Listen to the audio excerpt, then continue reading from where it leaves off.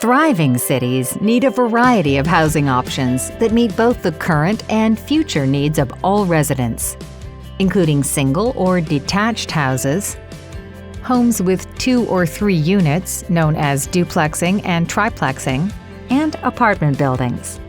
Another option helping to fill housing needs is tiny homes. The city calls these additional detached dwelling units, but you might call them tiny or backyard homes, laneway houses, or garden suites.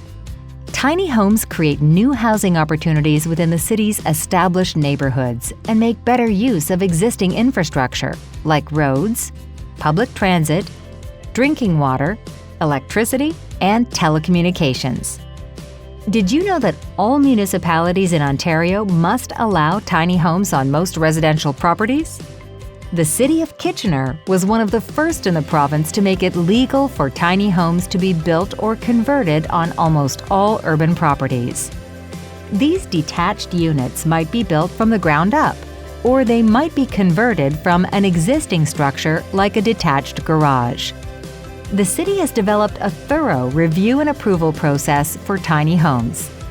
Before you can add a tiny home to your property, you will need to have a plan prepared that shows the boundaries of your land. And you'll need to check the city's zoning bylaw to see if your property meets the requirements for a tiny home. If your property doesn't meet the requirements, contact a city planner to learn what's involved in requesting a change to the bylaw. Because an application to change zoning is a public process, your neighbors would be consulted for their feedback. Once zoning is in place, there are 2 approvals to get from the city. The first is an approved site plan, which is a bird's-eye view of the property showing where the main house is, where the backyard home will be, and where things like landscaped areas and parking will be located. The second approval that you need is a building permit, which will make sure that your tiny home is safe to live in.